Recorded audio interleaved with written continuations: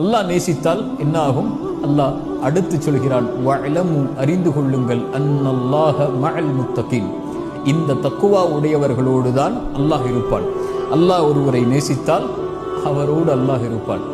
அல்லாஹ் ஒருவரை நேசித்து அவரோடு அல்லாஹ் இருந்தால் ஃபமன் இத்தகா வ அஸ்லஹ் ஃபலா ஹௌஃபுன் அலைஹிம் வலா ஹும் யஹ்ஸனூன், யார் அல்லாஹுவை அஞ்சி தக்குவாவை சுமந்து தன்னை சீர்படுத்திக் கொள்கிறார்களோ அவர்களுக்கு எந்த கவலையும் இல்லை, எந்த பயமும் இல்லை. தான் விரும்பக்கூடிய குழந்தையை தந்தை ஒருபோதும் கைவிடுவதில்லை. தான் விரும்பக்கூடிய குழந்தையை தாய் ஒருபோதும் கைவிடுவதில்லை. தான் விரும்பக்கூடிய மாணவனை ஒரு ஆசிரியர் எப்போதும் கைவிடுவதில்லை.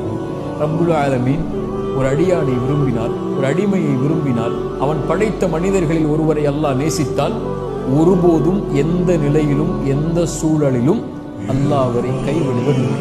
அல்லாஹ் அவரை ஒருபோதும் கைவிட்டு விடுவதில்லை.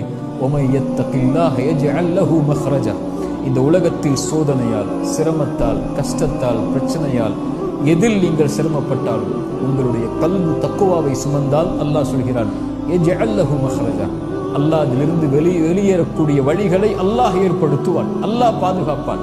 அல்லாஹ் பாதுகாக்கக்கூடிய ஒருவரை யாரும் எதுவும் செய்துவிட முடியாது.